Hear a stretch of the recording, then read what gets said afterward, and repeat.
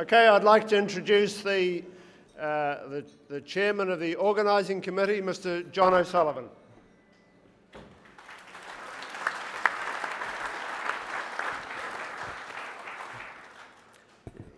Good afternoon, ladies and gentlemen. I don't deserve a clap. I have not organised this event. The credit goes here for that.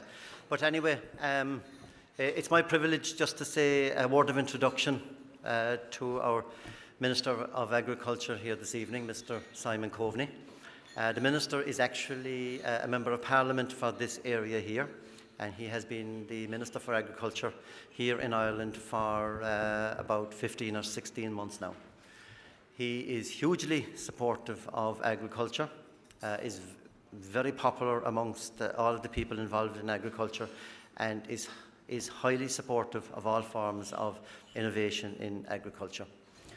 And I am very pleased that he was able to take time from his very busy schedule to attend here this afternoon. He has a lot on his hands at the moment.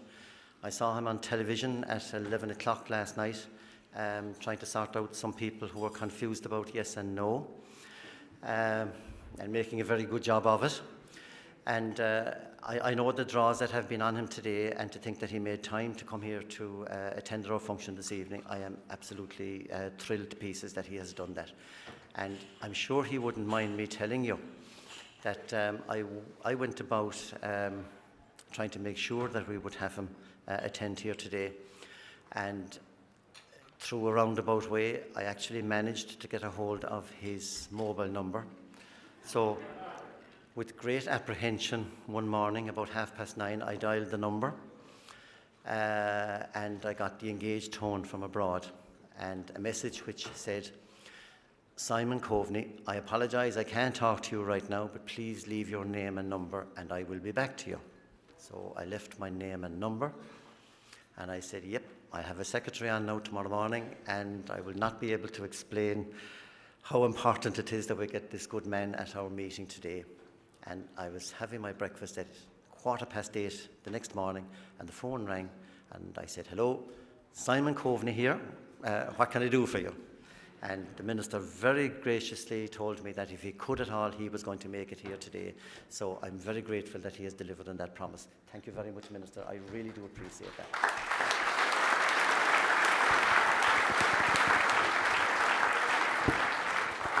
And I think it's one of the great things about our little country here, how many people could pick up a phone and phone the Minister for Agriculture and expect him to phone back.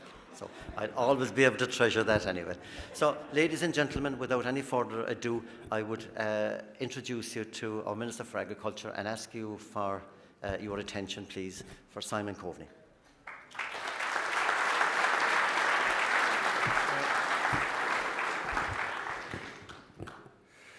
Chairman,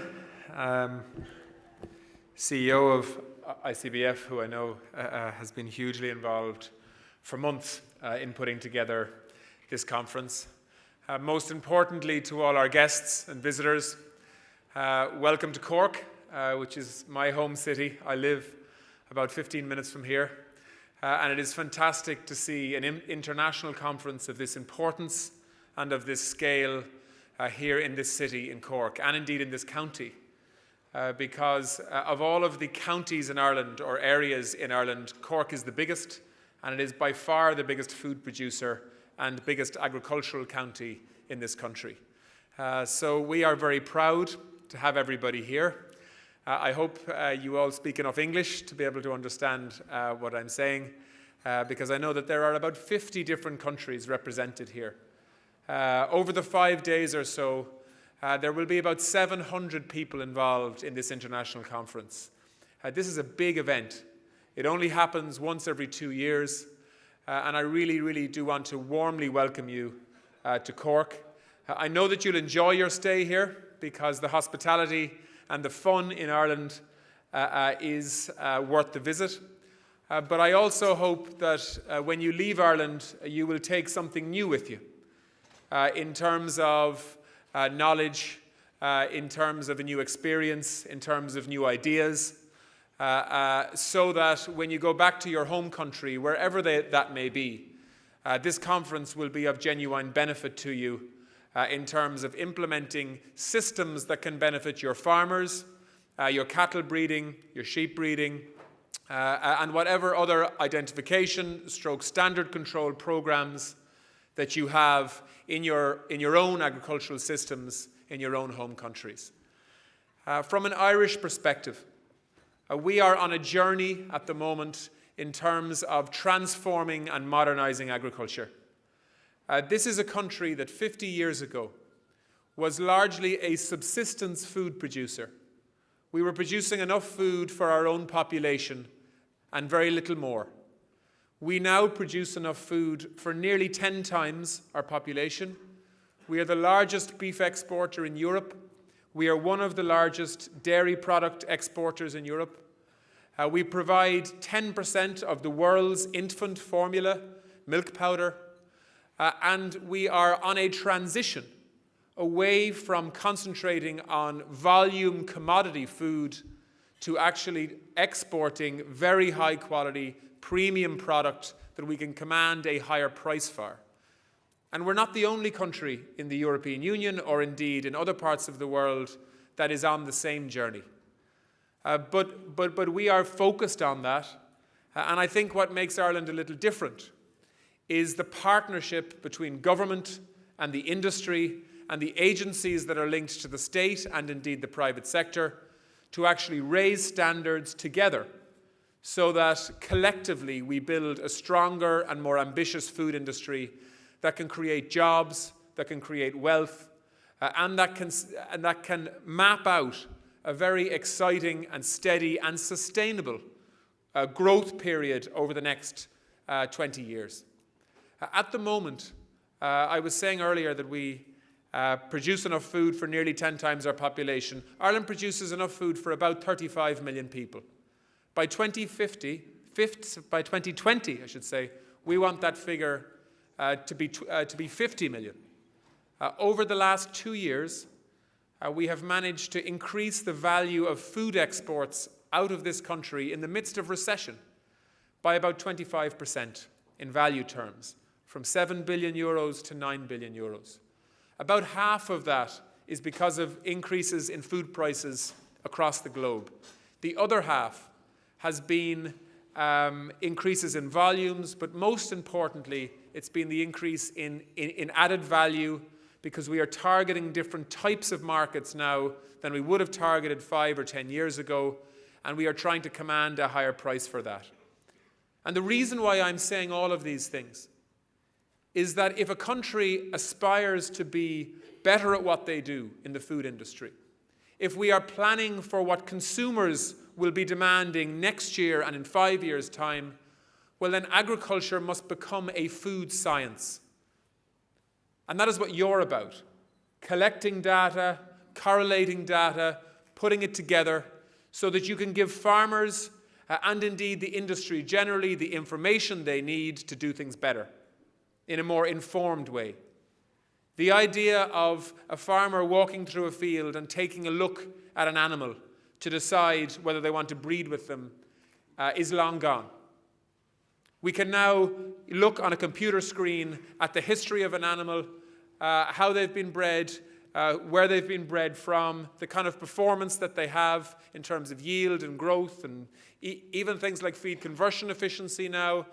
And indeed, in the dairy herd, in the beef herd in Ireland now, we can measure the carbon footprint of beef herds as they grow and expand. And in the not too distant future, we will be adding that, in my view, to the label that goes with Irish beef. Not only will we be able to tell you where it comes from, who the farmer was, the farmyard of that animal, and indeed the breeding history of that animal, but we will also be able to tell you the carbon footprint or the methane emissions of that animal as they were growing. So we are moving to a new level in terms of technology merging with agricultural knowledge and understanding. And the result of that is that we can make much more informed and educated and intelligent decisions about how we improve our performance as food producers. And without the information that you put together, we cannot do that. So this is a science. This is about as I say, data collection, and putting systems in place that can allow farmers and breeders to feed into a system that is simplistic enough to use, but is advanced enough to then develop and use again to improve the quality of the information that we have when we make decisions in terms of trying to create things like hybrid vigor, in terms of developing genomics, and developing the research around all of these things so that beef herds and sheep herds and dairy herds in Ireland and in all of the other countries that you represent can improve in terms of standard and performance and so on. And why are we doing all of this? Why do we have a responsibility to drive this forward? The truth is that by 2050, the world will need to produce about 80% more food in volume terms. And we see available agricultural land shrink by about 1% globally each year through desertification, urbanization, flooding, and so on. So we face this extraordinary challenge as a food industry internationally to produce significantly more food with less natural resources in terms of land and water, and at the same time to facilitate a dramatic reduction in the emissions that come from food production. That is some challenge. And our generation need to overcome it, because the consequences of not doing that are dire in terms of starvation, but more importantly in terms of conflict around food security, water security, and so on. So yes, this is about a commercial opportunity, a scientific opportunity to do things better, but there is a bigger cause here as well. And that is that the world needs to produce more food, not just in Europe, but across the planet, to feed a growing population that is growing at about 4 million people a week. Sorry, about 2.5 million people a week. That is why I think conferences like this, I think the politics of agriculture, the politics of food security has become a much, much more focused and important and prioritized debate, which is why the review of the Common Agricultural Policy that we're in the middle of in the European Union at the moment has become such a significant discussion at a European level, and indeed why we now see a food and food security element as very much at the heart of the climate change challenge debate also. So what I want to say to you is, we rely on the knowledge of companies like the ones that are here today who have helped to sponsor this conference, and I want to thank them for that, but also the knowledge that you are building up and putting into place to allow the farmers, some of whom are represented here. I met the president of the Irish Farmers Association who's here, so that we can give farmers and food producers the data and the knowledge and the experience that they need to do things better, to produce more from less, and to do it in a sustainable way. And it is science that will solve that problem, not more effort, although that is important too.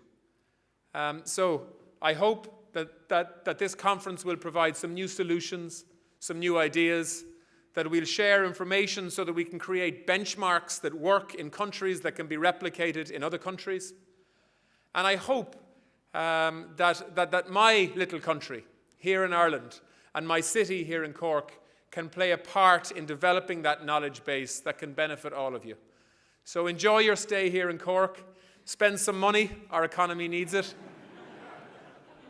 Enjoy the sunshine while you have it.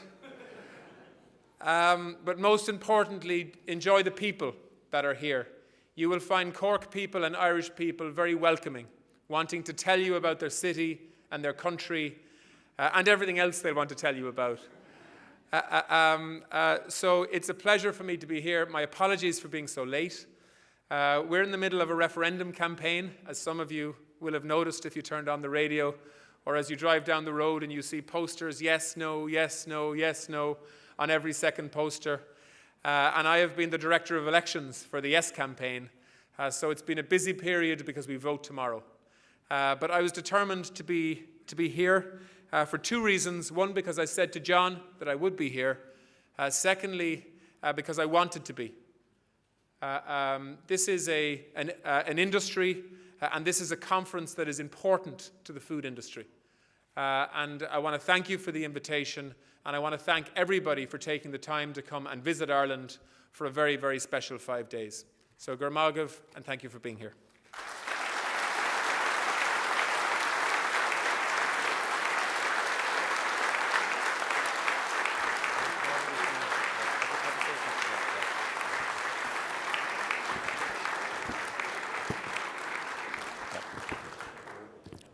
Thank you very much, Minister. Now, ladies and gentlemen, after an inspiring speech like that, I think you will see why so I was very anxious to get our Minister to address you today. And before I ask Ulf Lawrenson, the President of ICAR, to come forward and to respond to the Minister, I just would like to take the opportunity to thank the Minister and his department because they have contributed a significant amount of sponsorship to this event, and that also has been very important because unfortunately it does take money to run most things, and you know, these are hard enough times trying to get money from government departments and that, and we do certainly very much appreciate the Minister and his officials' response and their assistance in that area. Thank you very much, Minister. So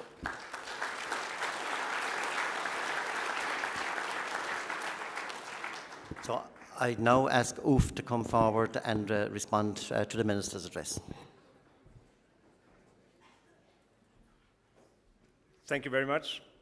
And thank you, Minister, for your kind words. I think the words you touched around food production goes right to the heart of us, because this is the core of what we're doing, the core of what we live for, the core of what we work for. And it's nice to come to a country where it's come to such a focus. I've visited Ireland a number of times over the last 3-4 years, and I've been following the development from if we go back, I don't know, 10-15 years, you were sort of focused on a lot of high tech and all sorts of things because there was so many nice money in euro you wanted to get hold of. But in the end of the day, we're back to basics, get something to eat. And that's where Ireland are today, and we're very proud of having you here, and thank you for a very kind word. From the ICAR community, we also would like to thank you for support. We know that this has not been done, even though it looks like Brian did it all, but I think he had some helpers, definitely on the financial side, Brian, but you were good to collect people in groups to get this up and running, and you have played a big role in that, or your ministry as well, so we thank you very much for that. On the voting issue tomorrow, we would like to help you, but we may be a bit late going for that. But what we can do is that whatever people want, wish you all the best, and we're sure that you will reach your goals on this. On the weather side, one of my good colleagues on the office, colleagues in ICAR, one in the office in Rome, he says that in Ireland it's either windy, it's cold, or it's rainy. And if one of them is missing, it's a good day.